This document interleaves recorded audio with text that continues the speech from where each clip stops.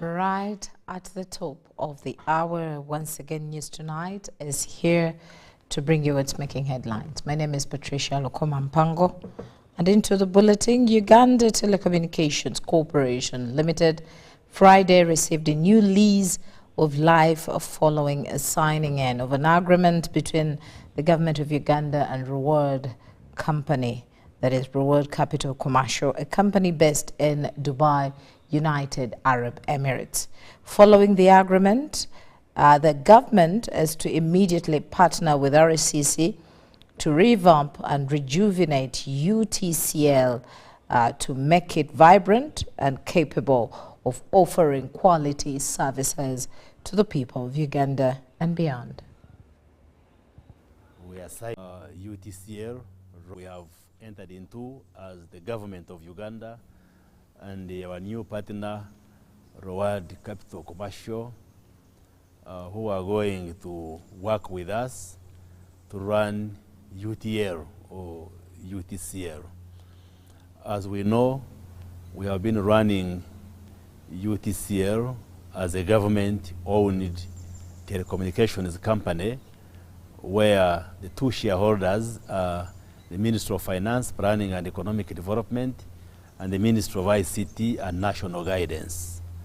And the UTL or UTCL, as we now know it, has had challenges, and we've been sourcing for a partner whom we can work with, who can inject in financial resources, and then we rejuvenate the company and put life back into the company in order for it to grow into a strong and viable telecommunication company. So Reward, a company which is based in the Middle East, is now going to work with us.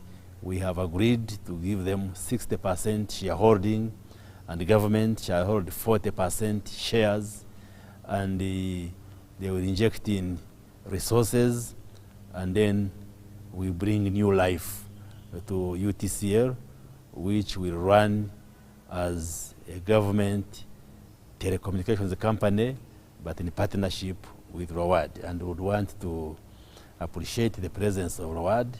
And just a few minutes ago, we are signing, myself as Minister of ICT and National Guidance, as well as the Minister of Finance, Planning and Economic Development, signing on behalf of the government of Uganda as shareholders, and then our new friends, Reward, also signing on their part. So this is the ceremony that we have just been witnessing, and going forward, we should be able to see a strong UTCL running as a vibrant telecommunications company that will give high quality services to Ugandans and the people beyond.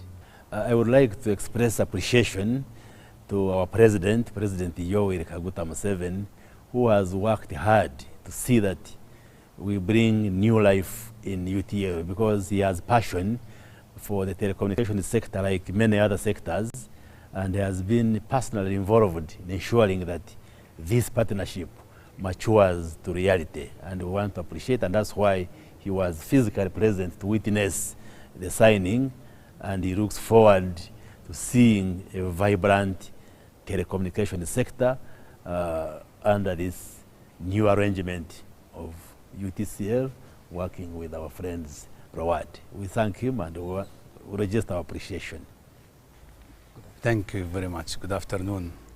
I am very happy today. We are here in State House. We met His Excellency President Museveni and His Excellency Minister of IC and all the government, Attorney General Office.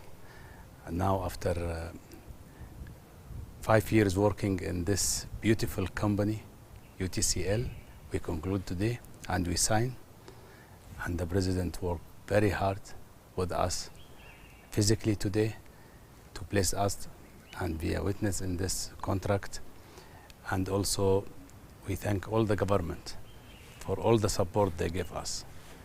And today is the historic day actually in Uganda that this company starts to work from today. And also the incentive that His Excellency gave to us. Thank you very much to managing the backbone of the government and to be part of that backbone. We are happy, and we're going to invest in more projects in Uganda as we promised. Uganda is our second home, and we love all people in Uganda.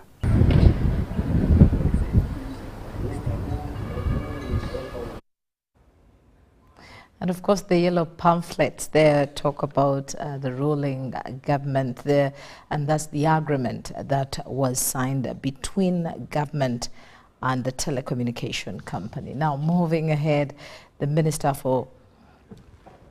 Mele Babalanda has issued a firm warning to resident district commissioners regarding the troubling practice of soliciting disputed land plots to resolve conflicts. Speaking at a closure of a 3-day workshop with RDCs, deputy RDCs and district internal security officers in Masaka, Babalanda criticized RDCs colluding with land grabbers, resulting in significant harm to ordinary citizens. At the same event, ISO Deputy Director General Colonel Emi Katabazi urged RDCs to effectively address the challenges faced by their communities. Ensure that the presidency remains a fountain of honor, and those who represent the president in the respective areas of responsibility, that they perform to that expectation. We are proud of you as our leader in the presidency, and we continue to pledge our loyalty not only to you but also to the leader of our revolution. Seeing some of you beating up civilians, exchanging in public and even quarreling with your juniors, this is uncalled for. We are serving one government, one president, and one purpose.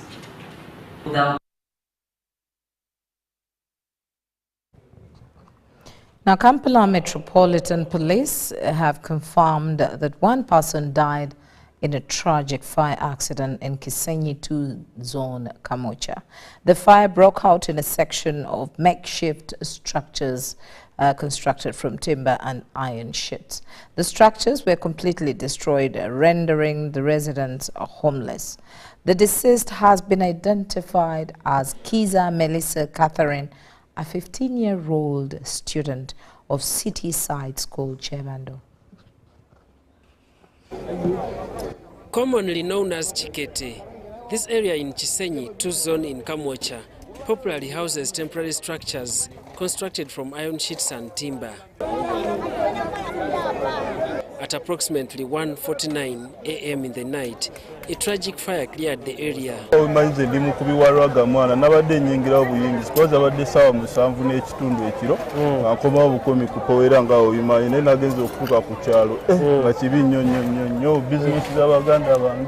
remains are being collected by the dealers in scrap business.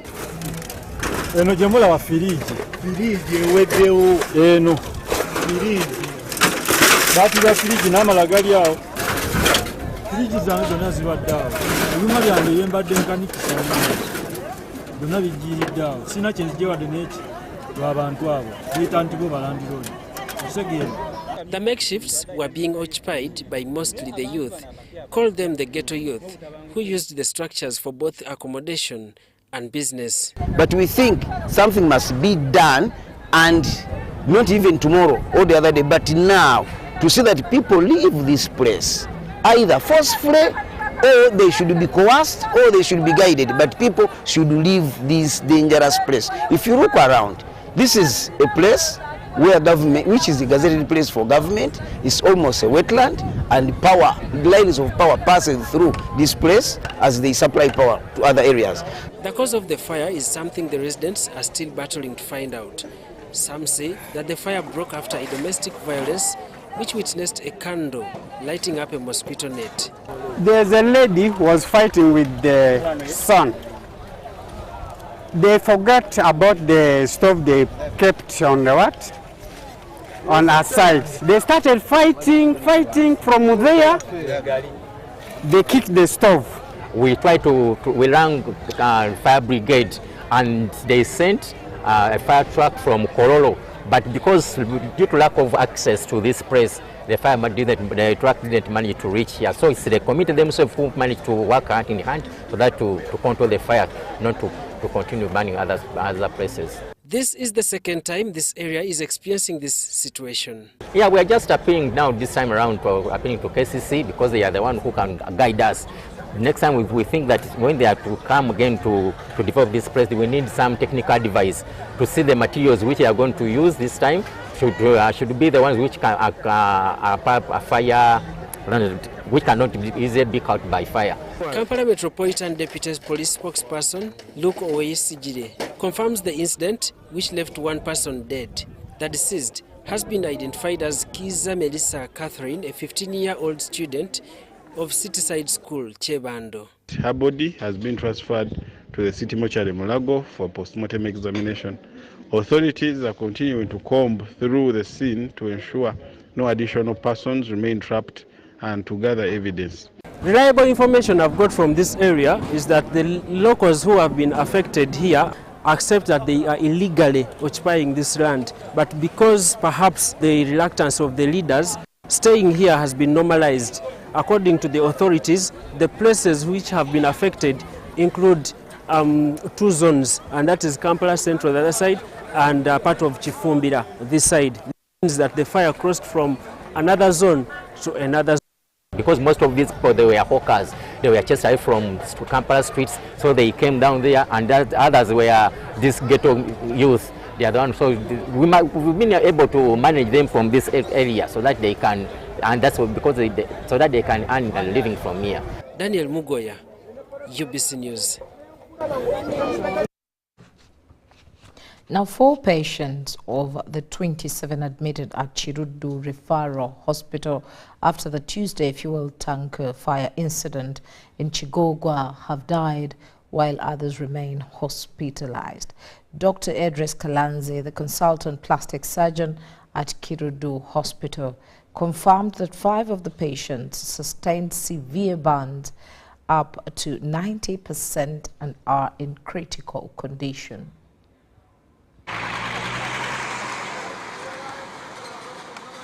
This is the situation at Chirudu Referral Hospital's burns unit as health professionals work diligently to treat the patients still admitted following the Tuesday fuel tank fire explosion in Chikogwa. According to Dr. Edris Kalansi, a consultant plastic surgeon, 5 of the patients sustained burn injuries of up to 90% and are critically ill, while the rest sustained severe injuries of up to 50%. So far we've received 27 patients. Out of those 27, we initially lost 1 that night, and then the following day we lost another one, and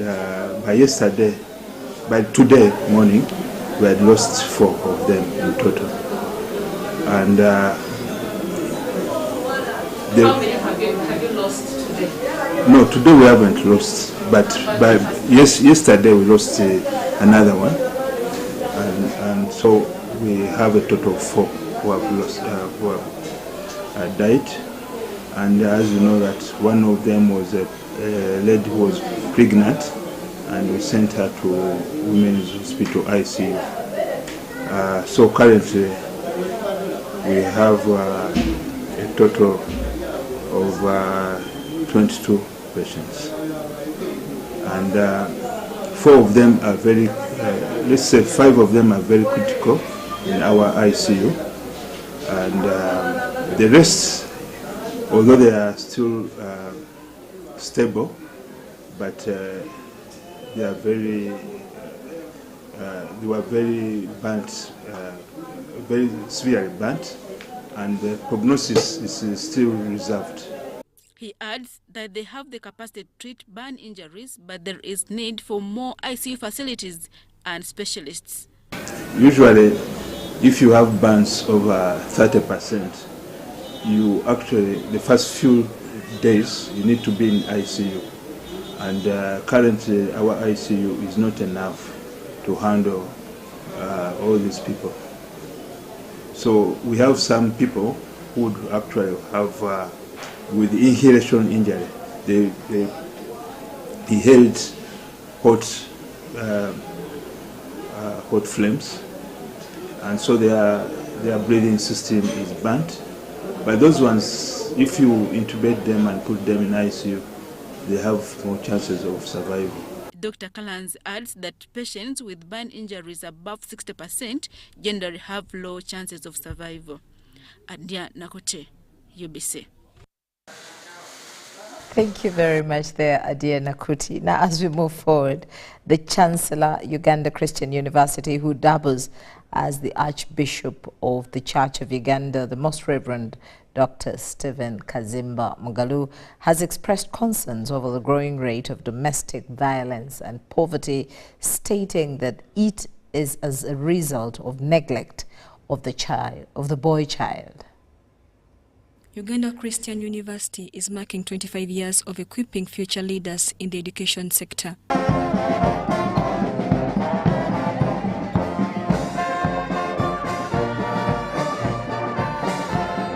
Out of the 1,189 graduates, 60 passed with first class, of which 33 were girls and 27 boys. The University Chancellor, who also serves as the Archbishop of the Church of Uganda, Dr. Stephen Kazimba Mugalu, emphasized the importance of focusing on the boy child, urging stakeholders to take deliberate steps to support them through education, mentorship and guidance. Lastly, I appeal to all of you to pay special attention to the boy child. Mentorship of the boy child is vital in today's society, where many boys are growing up without strong, positive role models to guide them. The boy child faces unique challenges, including social pressures, shifting gender dynamics, and the impact of technology and media. Without proper mentorship, they risk growing up without a clear sense of direction, leading to issues such as school dropouts, substance abuse, and negative behaviors. Kazimba states that the focus earlier put on the girl child should be triggered to the boy child to help them become responsible fathers and leaders in future. The well-being of the boy child is closely tied to the well-being of the entire community, and by mentoring them, ensure they grow into responsible, confident, and empathetic leaders who will be able to take care of our girls. Because our girls who are well-mentored, cultured, they are spiritually upright, they go with these boys who are left out, and the next is the chaos. So if you want to ensure we keep the girl child and have a responsible, and have, we fight the gender-based violences, we must ensure we give attention to a boy child in order to have a responsible man. The Vice-Chancellor's message warns graduates to retain the university's Christian values and not put their education to waste. Our dear graduates, today marks the beginning of a new journey for you. The knowledge, skills, values, and attitudes you have gained at UCU will be invaluable as you navigate our careers and life. Please nurture them as they distinguish you as UCU graduates. UCU graduates are known for being unique at the marketplace and for being excellent in whatever they do, and for having a good work ethic and good interpersonal relationships and workplaces. Uganda Christian University has been hailed for the pivotal role it plays in shaping and uplifting education and Christian values among its subjects. It's the stability and the foundation of God's Word. Today you have a call to purpose, and at the Ugandan Christian University you've had the unique privilege of weaving together the academic rigor with spiritual growth. You've been taught not just how to think critically, but how to live out your life practically and your faith. As you leave this place, I want to remind you of a foundational truth that God has placed within you a unique purpose, a calling that is personal and profound. The graduation grounds were characterized with jubilation, singing and dancing, thanking God for their achievements. Mary Namkose, Sharon Kamba, UBC News.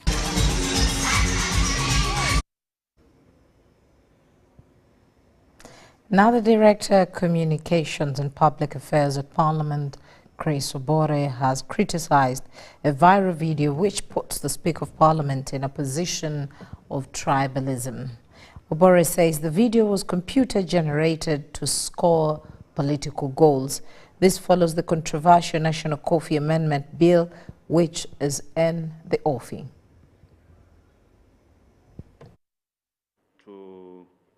During the controversial National Coffee Amendment Bill 2024 debate, 77 members lost to the majority 159 MPs who supported the second reading of the bill.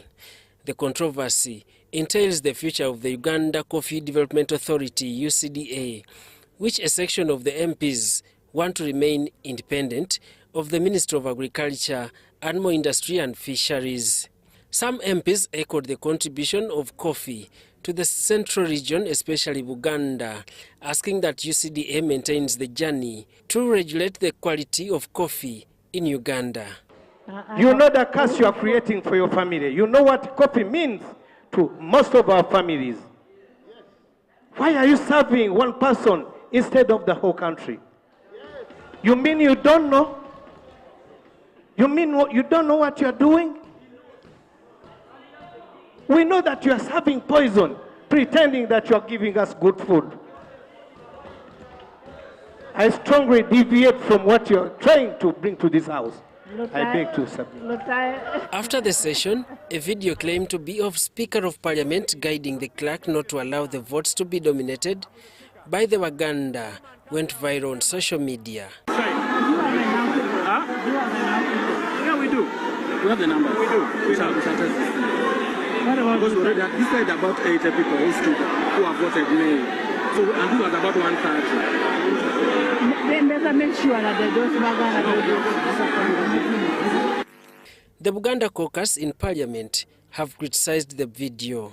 To legislate with the intention to weaken a particular tribe or a community, by that very action, nullifies this law. Butambala County MP Mwanga Chivumbi still insists that the National Coffee Amendment Bill be withdrawn. Because its intentions are intended to target a particular community in Uganda. Police at Parliament arrested 2 people who tried to protest against the said viral video, demanding that the Speaker of Parliament, Anita Among, apologizes. However, the Director of Communication at Parliament, Chris Obore, has released a statement criticizing the social media video. Obore asserts that the video is computer-generated. Obore's letter reads as follows. There is a video circulating online of the Right Honourable Speaker of Parliament consulting with the clerk at table off the microphone on the National Coffee Amendment Bill 2024.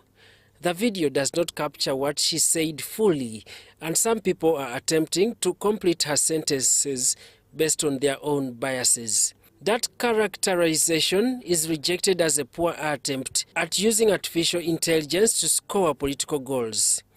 A section of honourable members of Parliament had alleged that the National Coffee Amendment Bill 2024 is poison served by government to the people of Buganda. The Speaker urged honourable members not to attach tribal sentiments to the National Coffee Amendment Bill 2024 and cited other areas like Bugisu, where coffee is the main cash crop. Therefore, the bill should not be seen as targeting a specific region. She tasked the government chief whip not to allow tribal sentiments to obscure the general intent of the bill.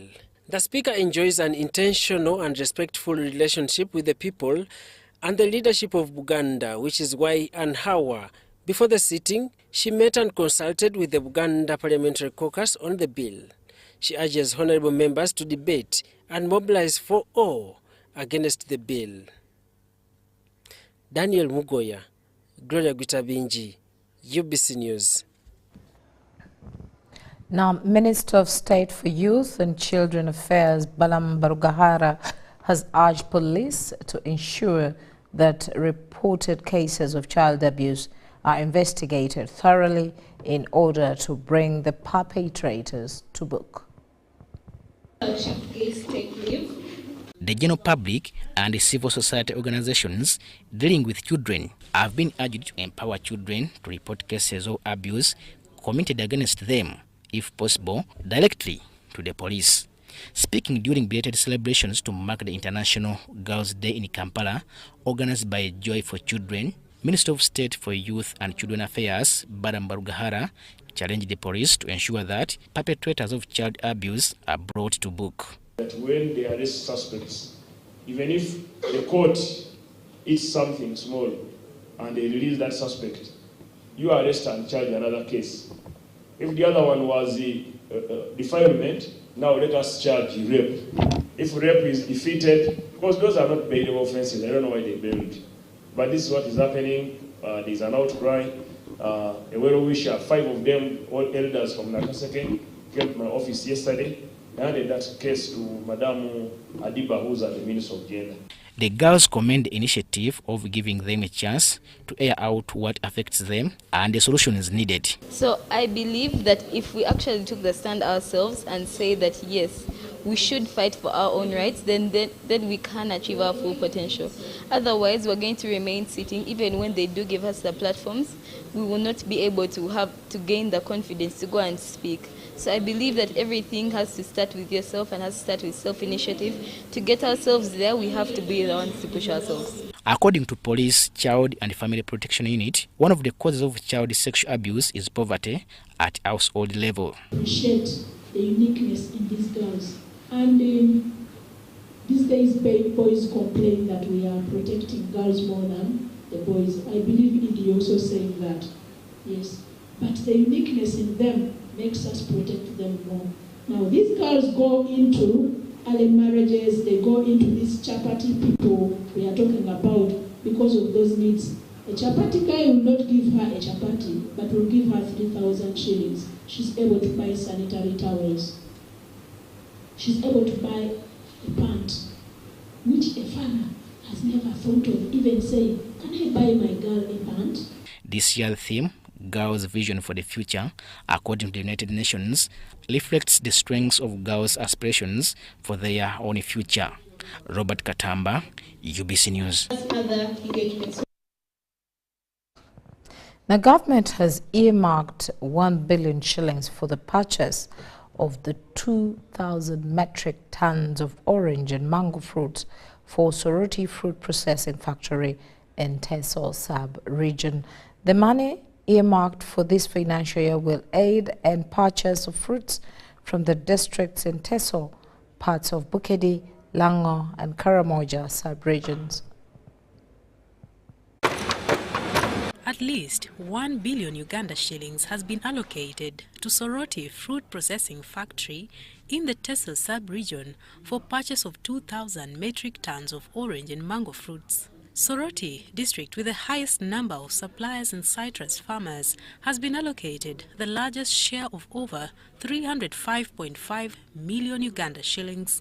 This was revealed during the farmers' meeting organized by Chimaki Company, headed by the Ethiopian former First Lady Azeb Mesfin, who was officially hired to run the facility. Chimaki Company head Azeb Mesfin says the company is committed to changing the lives of the farmers by making more fruit purchases within and steering international recognition of the factory.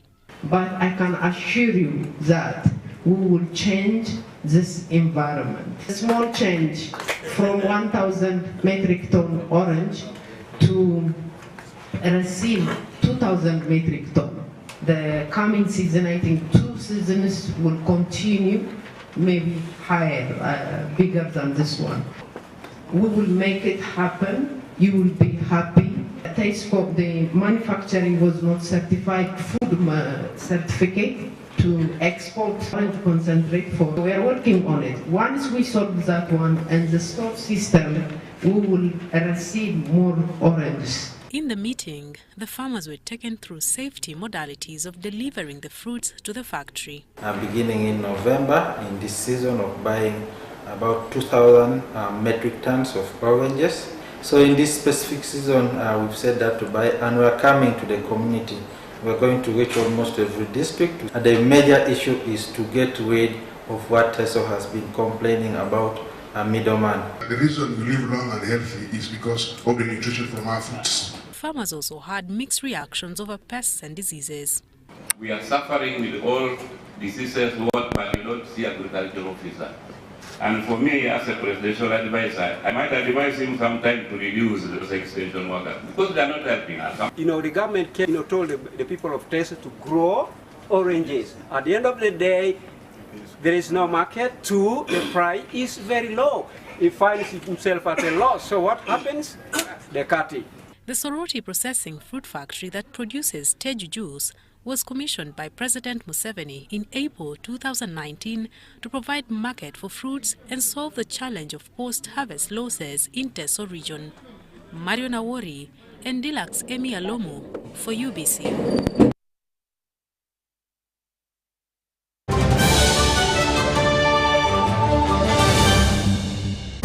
Winning requires the stamina of a lion. But most importantly, it requires that you carry that water up the top of the hill. However, you must use a spoon. Take the water now. Go, run, climb up the hill. 72 spoons. Faster, go, go. Winning is hard, but with MTN Momo, it's easy. Simply pay or shop with Momo for a chance to win mobile money every day. Use the Momo app or dial *165*3#. It's true what people say, that when I wash and you wash your hands with soap, we'll have less infections as Ugandans. After all, it's hands that handle money. It's hands that feed us. Hands that prepare soil for farming. Hands that we use to learn.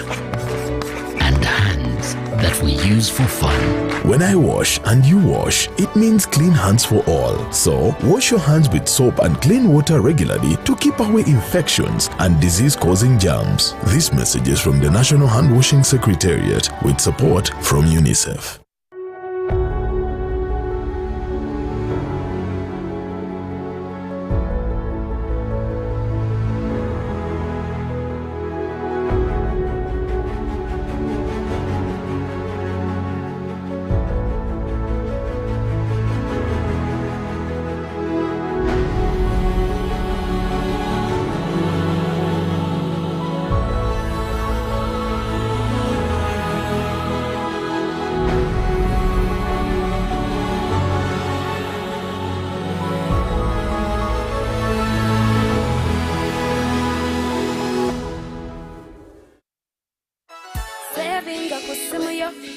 In the heart of Uganda, a financial revolution is happening.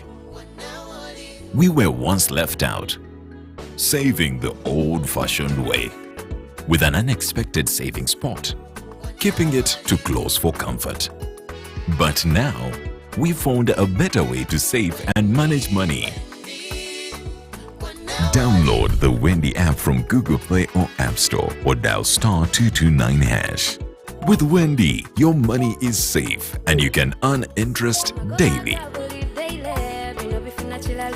Visit your Google Play or App Store or dial *229# to register. Wendy Wanawoli.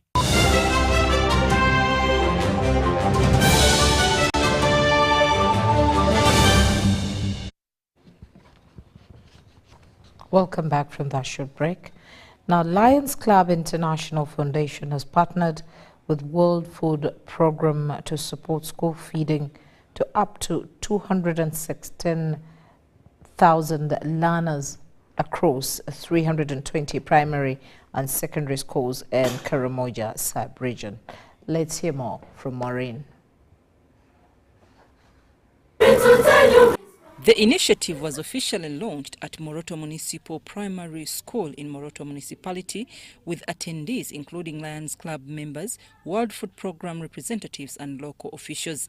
Karamoja, a region plagued by poverty, insecurity and the devastating effects of climate change, especially prolonged droughts, faces widespread hunger that has resulted in low school attendance and completion rates. Many local leaders credit the World Food Programme, which has provided school meals since 1963, for their educational success.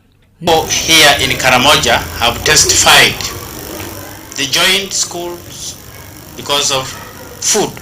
Now, the Lions Club International is partnering with the World Food Programme to continue this vital support for 1 year. A grant of $1 million United States to manage hunger in the 9 districts of Karamoja region, which we have as Lions clubs of 411B Uganda been lucky to get from our international headquarters in Chicago. Our funding is Lions Clubs International. Number one, over 315 schools will continue. That number of students, over 200,000, will continue getting an assistance. But what we also want to do is that we want to complement and make sure that every school of these 315 schools have got a garden and producing their own food business. We're also working with the energy where we will be having a store.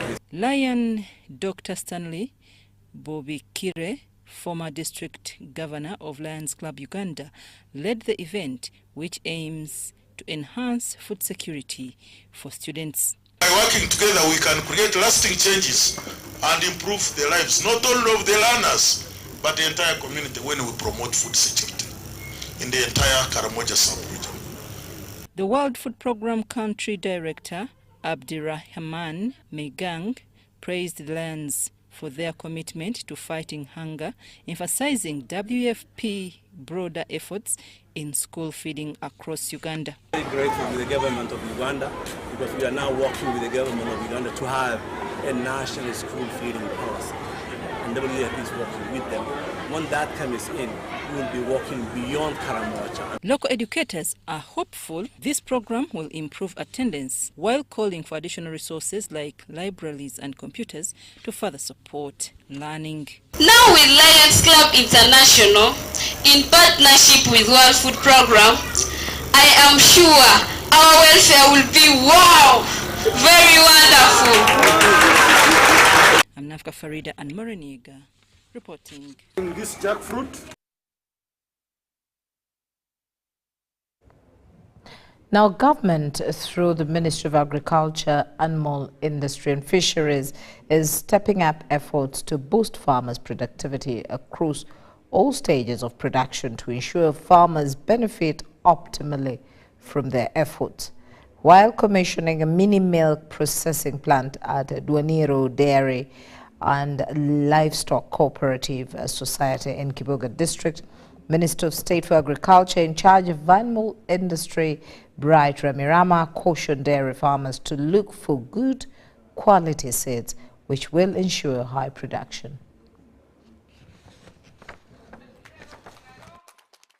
The newly commissioned plant has a banking capacity of 35 litres of milk daily and a processing capacity of 5,000 litres. The chairperson, Duaniro Dairy and Livestock Cooperative Society, Johnson Kwesigabo, says this intervention was handy, saving them from moving long distances looking for market. The reason why they started was to find a market for their milk. At that time, there was no infrastructure. The infrastructure was very poor. People had to take their milk to Jessa, which is more than 30 kilometers away. So they decided to sit, contributed money, and started the cooperative. Government helped the cooperative with a small milk quota of 2,000 litres, which we started with. While addressing the farmers, Minister of State for Agriculture in charge animal industry, retired Colonel Bright Ramirama, emphasized the importance of quality, urging dairy farmers to prioritize using high-quality seed, critical to achieving high production yields. Farming as a business, you have to observe 4 things. The first one is selected the breeds which are very efficient and resilient. that are acclimatized to our conditions. Breeds that will give you substantive amount of milk or beef. The second one is animal nutrition. However much you have a very good breed, you must feed the animals. And we are employing the farmers to make sure that they feed the animals with the right feed formula. The third one is disease control. The plant is part of government's broader initiative to promote value addition and increase the income levels of farmers. Executive Director, National Agriculture Advisory Services, Dr. Samuel Mogasi, says government is shifting focus from merely distributing farming inputs to facilitating value addition. So this intervention here is part of our national program for supporting the dairy sector. What we have here is an investment close to 1 billion shillings, which consists of equipment that you have seen inside there. And it is part of the bigger effort of supporting the dairy value chain. Over the years, we started supporting farmers with heifers to increase milk production. Then we went in to support cooperatives with milk coolers to be able to aggregate milk and market it. So now what we see here is now a third level of investment from the heifers to milk collection, now to milk processing. As the government continues to replicate similar interventions across the cattle corridor, Dr. Mugasi called on farmers to take full advantage of these opportunities to combat poverty and improve their livelihoods. So farmers should go and produce more milk, but above all, produce good quality milk. The market is there, and this facility is high standards. It is high tech. So farmers out there, please go produce milk, take care of your cows. The market is here. Go and make money. Mary Namkose, UBC News.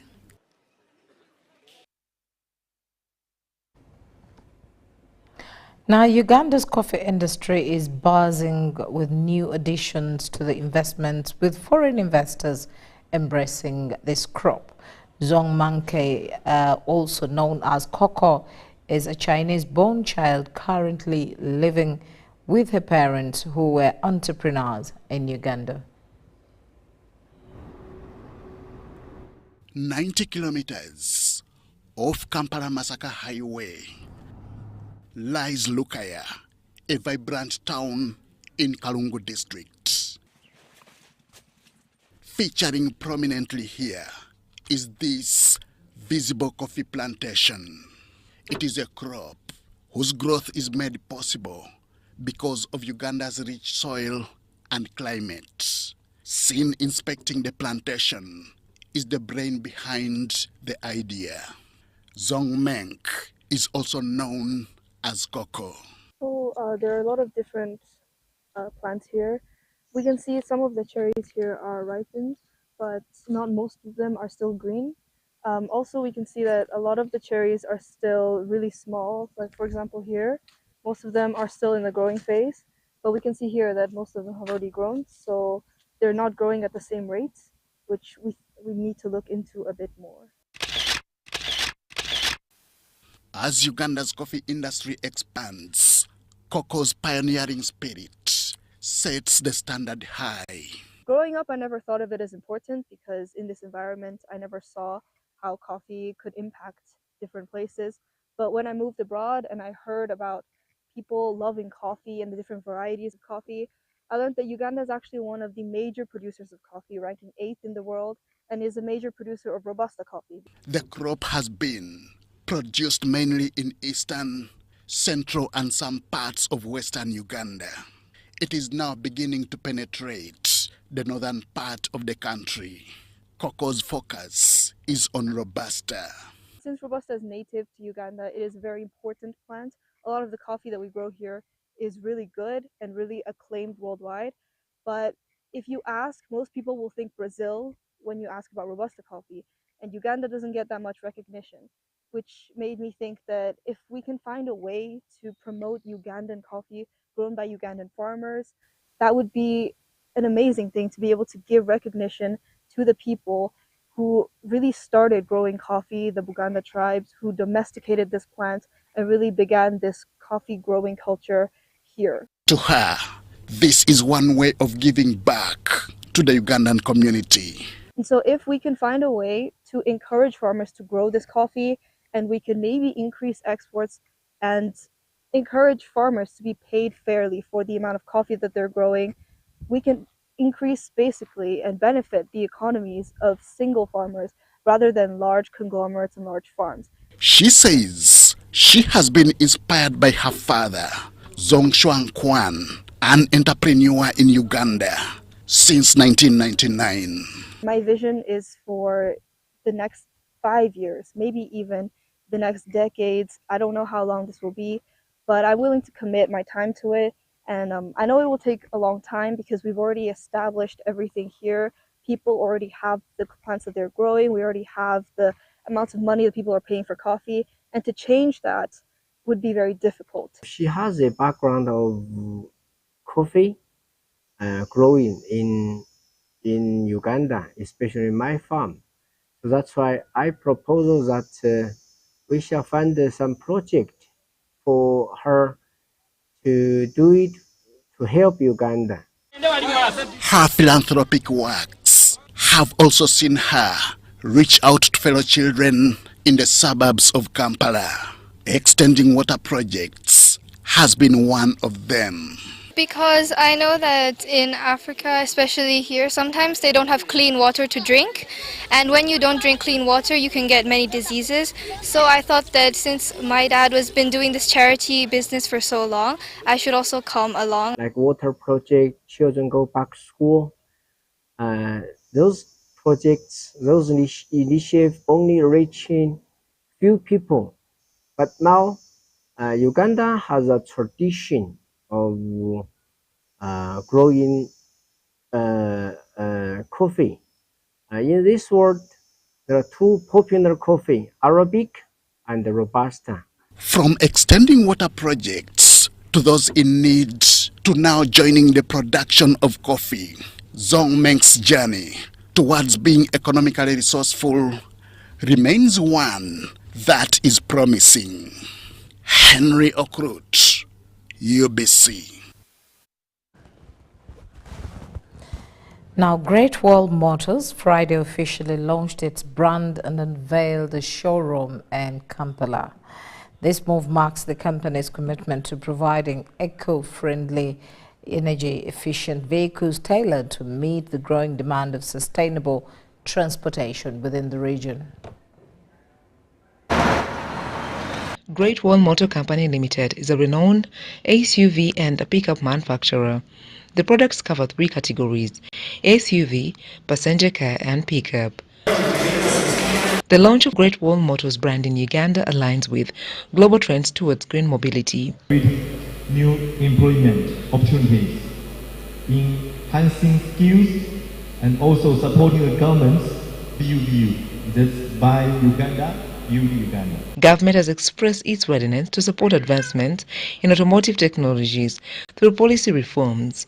Efforts will focus on updating vehicle homologation standards, improving road infrastructure, and adjusting energy policies to accommodate the introduction of EVs. We are very supportive when it comes to ensuring that modern technology is taken into account, but we shall have proper regulations and guidelines that the public can always reference to see how we are moving together with technological development.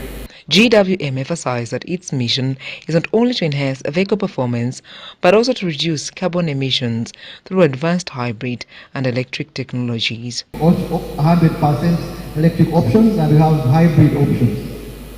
So we are really listening to the requirements of the market and the trends, the global trends in being eco-friendly.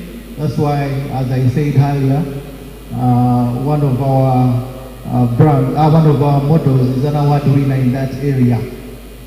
Yes. For the cars here, for example, the Tank 300 is a hybrid electric, so it gives you a combination of both an electric car but also a fuel combustion car.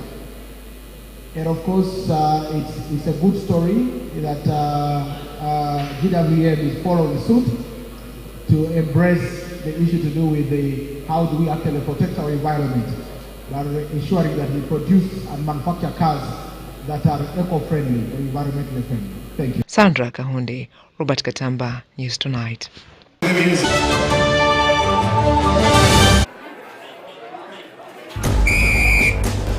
be a winner, it requires that you exceed all the limits of mankind and womankind. But when you play with MTN Momo, winning is easy. Simply get your phone and use the Momo app or dial *165*3#, enter merchant code, enter amount, enter your Momo PIN and pay. Congratulations! Your stomach is full and now you stand a chance to win mobile money with MTN Momo. At Uganda Development Bank, we are committed to empowering communities by supporting projects that unlock excellent economic benefits for Ugandans through job creation, tax contribution, output value, and foreign exchange. We seek partnerships with projects that drive economic development in Uganda. Wana tudiringa mu mwanyi kulime mwanyi famu ya feno eri ku bugazi bwa hika 125 mwanyi za feza myaka ebiri kati wetwatana okusimba kati wetwatandikira twatandika ne hika 10 wetwatandika hika 10 zwakolanga pilot project hakata aho esente zali ntono nga bwokimanyi wano mu Uganda kati nasalawo okutukira UDB kati bwatukira UDB newe tebaba babi sente makola ki bazi tuweereza kati ne tutandika guno mu mukola ki gwe mulaba kati mu kutandika guno mu gwe mulaba tuguze mu bingi kwangu laba tuli ku drip system then kanu katwakada Israeli eleze sente zimu ezagulu okuba Israeli then nokutuyamba mu bakozi okusema the reservoir nezino control room zinaza gola bagwe generator wateba jona yaba jona mu UDP wano ngabali mbona abalone mu Uganda waliwo abesobola walimu abatesobola batukire UDB wanga fe etuyambye netwa buli kimu okutwaliza wamu mu UDB tufunyemu.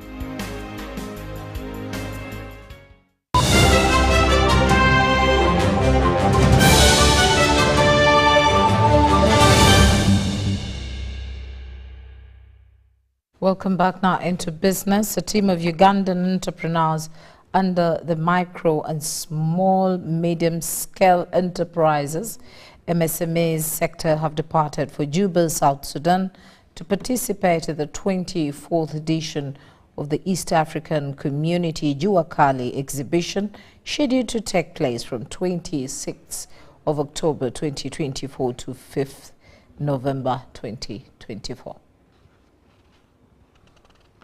Juakali exhibition is an annual rotational event initiated by the member states of the East African Community in 1999. During the flag-off ceremony, Minister Ikuya reiterated that the exhibition is one of the key interventions aimed at fostering African integration, giving participants the opportunity to engage with the wider East African market. The dream which we have as a ministry is that Africa needs to integrate, to unite, in order to regain the strength that she actually has, but which is wasted. It's wasted in the sense that our strength was long ago sapped down. But because of this vision that we must have now an African unity, in order to regain independence, so that we can be able to stand on our own, to be dignified and be a people. Commissioner for Economic Affairs at the Ministry of East African Community Affairs, Leo Chizito Ojara, underscored the benefits for Ugandan innovators and small-scale industrialists participating in these exhibitions. What the purpose of this exhibition is for is to see and to promote innovation of the micro, small and medium enterprises in the East African community, to grow the products, to grow them from the micro to the small to the medium, and to see that these people's businesses actually expand. We are looking for greater markets. We are looking for people who can do innovations and be supported by the various governments for the products and services that they actually produce.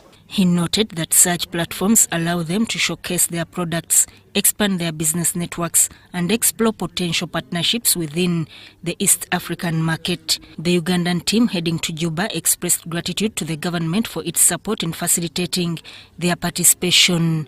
Many of the exhibitors are optimistic about the prospects of engaging with a broader market and enhancing the visibility of their products. What we have invested in this is very, very small. Yeah, because first and foremost, the government gives us an opportunity whereby we don't pay any tax as Ugandans, so we take our goods across East African countries for free. So we are going to Juba, Sudan today, and we're expecting a very big and good market in Sudan, because this is our first day to go to Sudan.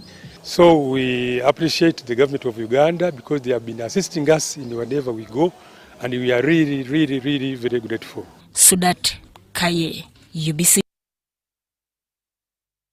Now, local governments have been asked to prioritize public awareness and tax education to improve tax compliance and reduce political interference. This call was made during a 3-day visit to Aleptong, Oyam, and Lera city districts as part of the nationwide consultation by the Local Government Finance Commission. Members of the Local Government Finance Commission under the Ministry of Local Government concluded a 3-day consultation meetings in Aleptong, Oyam, and Lera city as part of the nationwide tour. And it will give us also a very clear way of saying, Aleptong, we are missing on this. The gaps. The consultations focused on physical decentralization, local economic development through revenue enhancement, plus monitoring and evaluation. Before we introduce anything related to taxes, we should be able to mobilize, educate, first of all, the leaders and also the taxpayers. We may think the politicians are interfering, but they also have pressure from the local person who pays taxes. Leaders also emphasized the need for a reassessment of the current physical allocation, as the 15% of the national budget currently designated to local governments is insufficient to meet their demands. If CAO approves an invoice for payment, instantly it should be paid. That is what it means autonomy. CAO is in charge of resources over here. But CAO again will also wait for 2 weeks. He has approved payment. You will be waiting for 2 weeks or 3 weeks for the payment to go through. This is another areas that we need to address. Oh, that's why money should be brought at the service delivery point. And to me, I believe the key question of decentralization is 2 things: to improve on service delivery and also to allow the people at the grassroots level to access services timely. So if we keep money far away from them, that means those at the district level who knows the real challenge of the people, they will be kept without work. We need to set our targets. If we have done this, plus others, we are going to see our revenues shoot up. James Ogwang stated that local governments aim to generate 1 trillion shillings by the end of 2025-2026 financial year. As a commission, we think there's a lot of revenue which is not tapped under property rates. The second area is the issue of markets. Daily, at least there's the market operations. This revenue can be tapped from this if it is fully utilized. This ambitious target involves digitizing revenue collection through the Integrated Revenue Administration System, which is now operational in close to 166 local governments. Edi Ulwa, UBC News. Honorable Fred Biamukama, Minister of State for Works and Transport in charge of transport, invites you to the launch of the 4-acre model campaign in the Greater Chibale District's Bunyoro sub-region. The event will take place at Chikwaya Primary School Playground, Kakumiro District, on November 15, 2024, starting at 10 a.m. and will be graced by His Excellency President Yoweri Museveni. All residents, civil servants and the leaders from the districts that make up Greater Chibale, Kakumiro, Chibale, Kagadi, Chikube and neighboring areas are encouraged to attend in large numbers. This initiative, led by the President, aims to bring ordinary people into the money economy by showcasing farmers who have succeeded in the 1-acre model, 2-acre model, 3-acre model and 4-acre model. Join local leaders and residents in learning how small land can be used to enhance food security and socio-economic growth. Don't miss this opportunity to witness the transformative impact on local communities.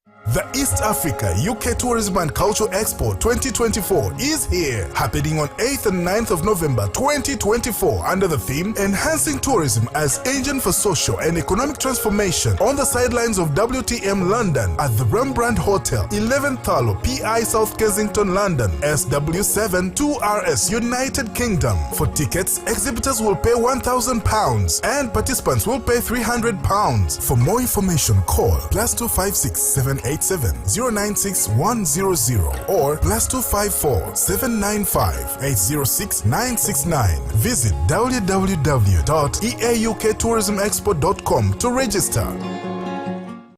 The Ministry of Health informs the general public that there are some cases of Mpox detected in Uganda. The ministry, working with partners and affected district local governments, are doing their best to contain the situation.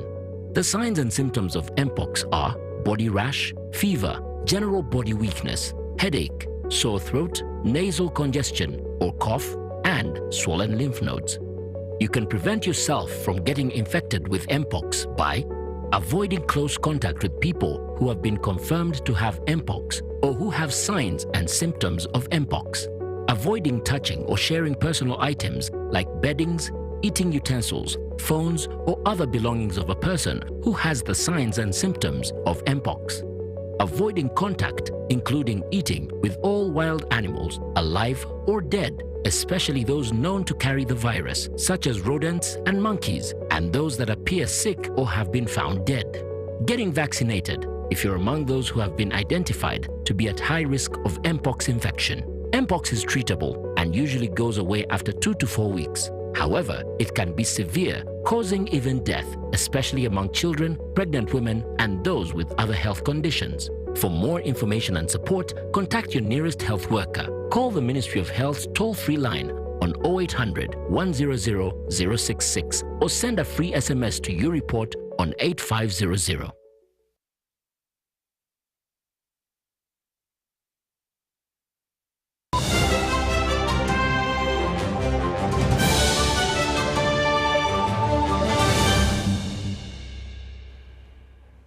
And in sports, the 2024 International Schools Federation Games have started in Bahrain capital city of Manama. Let's hear more of this report. Uganda athletes were among the contestants on day one, with involvement in badminton, table tennis, lawn tennis, swimming, and athletics. The girls' table tennis team event saw Uganda Team 2 win one game, a 6-2 beating of Saudi Arabia, but lost 6-0 to both India and China, while in the boys' category, where Uganda has 3 teams, none won.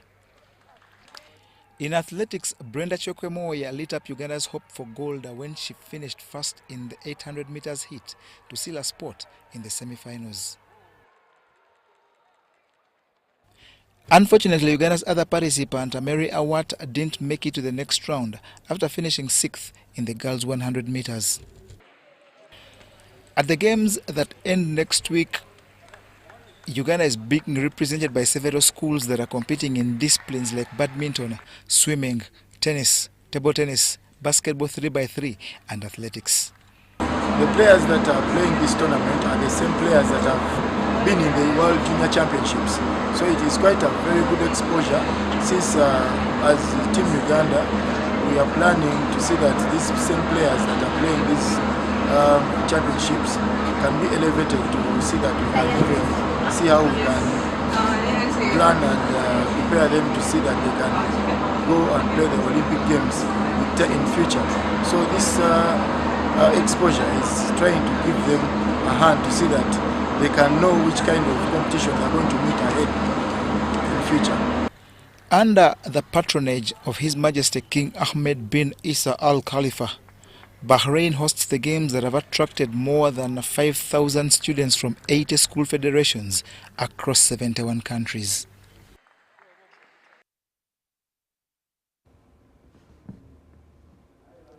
Now, the third edition of Entebbe Xmas Cup is underway at Nkumba Primary School, Kataka Playground. Let's also hear more in this report. The long-awaited Entebbe Xmas Cup is finally underway, with Team Alan getting a 2-1 victory over Entebbe Police at Nkumba Primary School, Kataka Playground. Second half substitute Charles Odeke scored the clincher goal for Team Alan that became the first in the history of Entebbe football to get a jersey for winning a tournament opening game.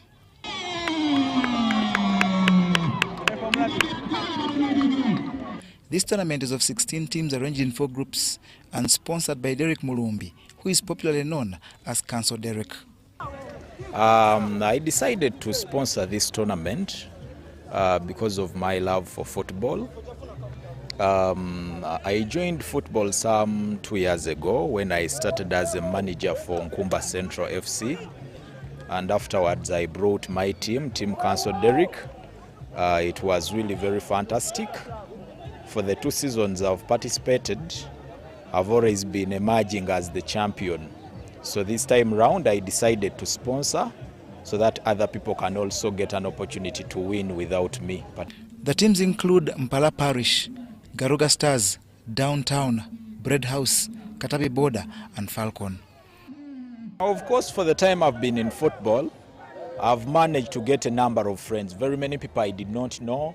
Work, of course, colleagues and all that. So football is a very good place to live. It's an open tournament that allows all players from any part of the country and league, with the Federation of Uganda Football Association's laws fully adhered to. Football tournament. We have opened today, we have started today our tournament. So we're expecting to have a very good game. Top performers like man of the match, top scorers and the top 4 teams will each get accolades like money, flat screen, jerseys, medals and a trophy for the champion that will also take a 200+ kilogram bull on Christmas Day. On top of Council Derek, the tournament that continues on Saturday with the Elite Stars playing Kabale has sponsors like Nkumba Model Primary School. Other teams in the tournament are 5 Stars, Monaco FC, May Christian College, B13 FC and Tanda FC. Well, that's all we had time for. Thank you so much for sticking it with us. My name is Patricia Lukoma Mpango. A very good night to you all. Bye-bye.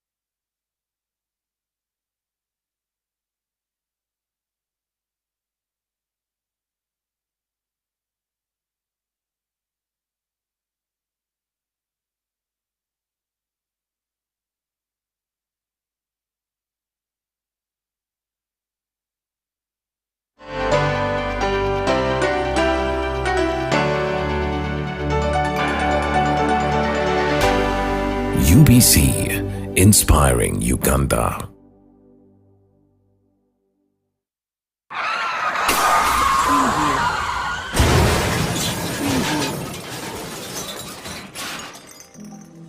Shocking statistics on road crashes in Uganda show that there were over 23,608 road accidents in a single year, 2023. This highlights an increase of 16% compared to the previous year. The Uganda Traffic and Road Safety Report of 2023 also shows that there were 24,728 casualties from road crashes, with 4,806 people dead, 16,736 seriously injured, and 3,186 escaping with minor injuries. The rampant increase in the number of road crashes and casualties in Uganda is seriously alarming.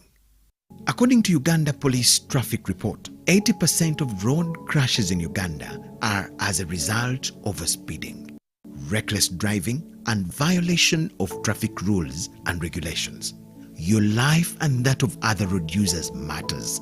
Every life taken or injured in a road crash is an emotional loss to a family, resource loss to a business, development contribution loss to a community, and a socio-economic loss to the nation. Join hands together to reduce and, if possible, eliminate road crashes from our roads by avoiding reckless driving, obeying traffic signs and rules, and maintaining public safety intelligence to keep ourselves, passengers and other road users safe at every time. Remember, drive safe today to live again tomorrow. Tofira kukubo.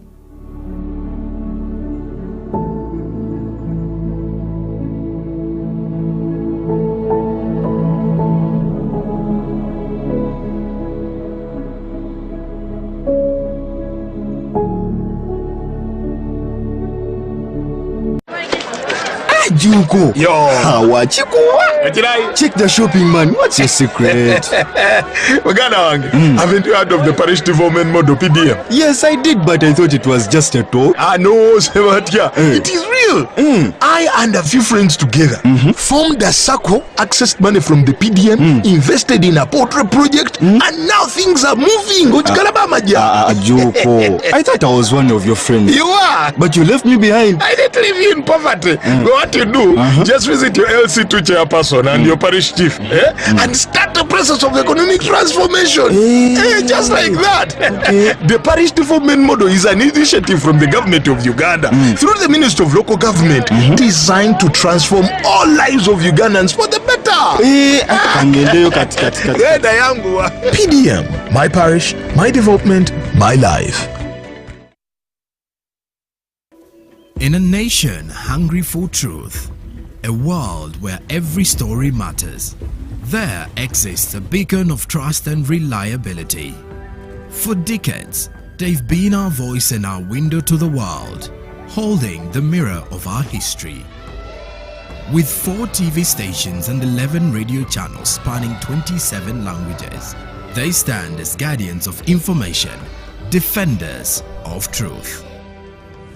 With Mascari Heritage Advantage, they uphold every citizen's right to reliable and free information. Their archived stories shaped our past and illuminate our present. Yet now, as new challenges arise and the world evolves, their mission faces its greatest test yet. Be part of our journey and let's navigate the unknown, uncover the untold, and safeguard our future together. Tune into your public broadcaster, for it is the intersection of trust and truth. Because to UBC, your story, and every voice matters. UBC, inspiring Uganda.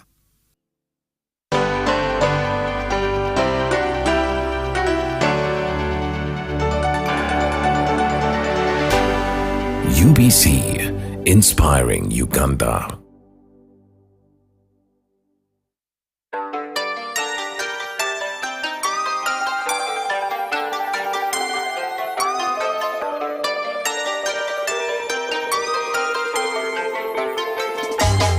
It's the freaking self, DJ Santos, the problem. Yes, coffee crew, familiar.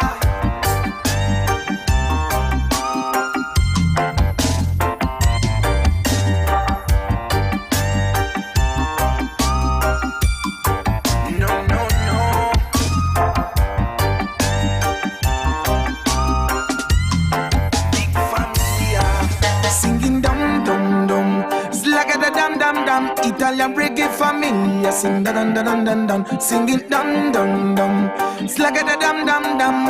Italian reggae familia, singing dum dum dum, slagga da dum dum dum. Italian reggae familia. It's the freaking self, DJ Santos. Follow me on Facebook, Twitter, Instagram, and YouTube at DJ Santos 256. In Italy there are beautiful and white sand, pretty colors and the food is proper. We all Italians like to stick together, but can never mix wine with water. Opera, Wild Boar and Prada. KG man say the Pope is not me father, and the president is not me brother. I would like to cut him banana, singing dang dang dang, slagga da dam dam dam. Italian reggae family, sing dang dang dang dang, singing dang dang dang, slagga da dam dam dang. Italian reggae family singing dum dum dum, slagga da dum dum dum. Italian reggae family, sing dum dum dum dum dum, singing dum dum dum, slagga da dum dum dum. Italian reggae family in every school, in every office, in every house, you can see Jesus sacrifice on that cross. People go to church every day and now me black, but when them come to us, use cocaine like Kate Moss. Football not a sport, it's an obsession. Red, white and green is the color of me nation. Coffee represent new reggae generation. Italian DJ singers and beat makers, singing dum dum dum, slagga da dum dum dum. Italian reggae family, sing dum dum dum dum, singing dum dum dum, slagga da dum dum dum. Italian reggae family singing dang dang dang, slagga da dum dum dum. Italian reggae family, sing da dum da dum dum dum, singing dum dum dum, slagga da dum dum dum. Italian reggae family